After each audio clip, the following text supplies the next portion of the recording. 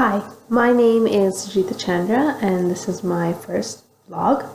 When I think of the term reflective practitioner, I often think of someone who is constantly reflecting on their experiences and about their everyday lifestyle.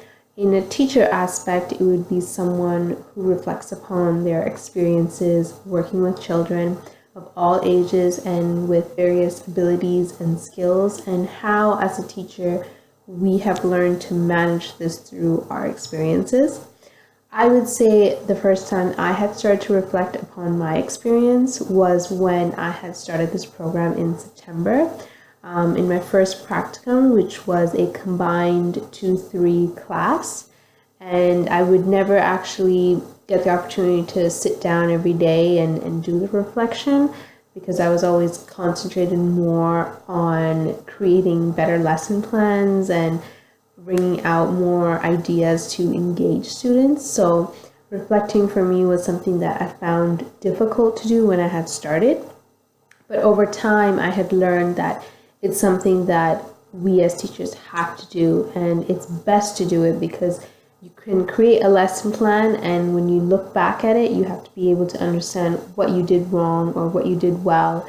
And when you look back and reflect on that, you can then create a lesson plan that can be better, more engaging for your students. And over time, you can create better lesson plans as you go over the course of your teaching practice. And for me, reflecting is something that I do almost every lesson, but it's not something that, like I said, I don't write it down, and that's a habit that I have to learn to do. But it's more so something that I do by observing kids and looking at how kids behave within the classroom, who they like to be with, who they don't really like to be with, and sort of understanding how the kids behave and how they learn and what kind of tools they like to learn with. And some kids like to do the paper pencil method, and some kids like the technology method. So it's understanding through my observation of how I can create lessons to incorporate and be inclusive with every student within the classroom. And that was something that I had to learn as a reflector, and that's how I reflect through my observation. Of course, I have gotten a lot better in terms of reflecting by writing in like journals and things like that, but that's something that I don't often do, and that's something that I do wish to do. So I hope within this course that I can start to learn a little bit more about how to write things down in a journal, and why it's important to do that. Mentally, I know it, but for me to be able to sit down and do it is one thing.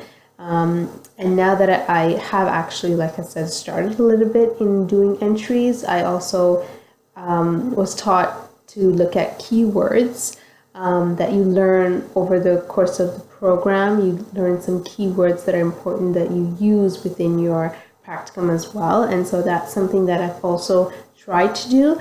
But again, with this course, I do hope that my goal is to really do more of reflecting by writing things down in a journal so that I could look back.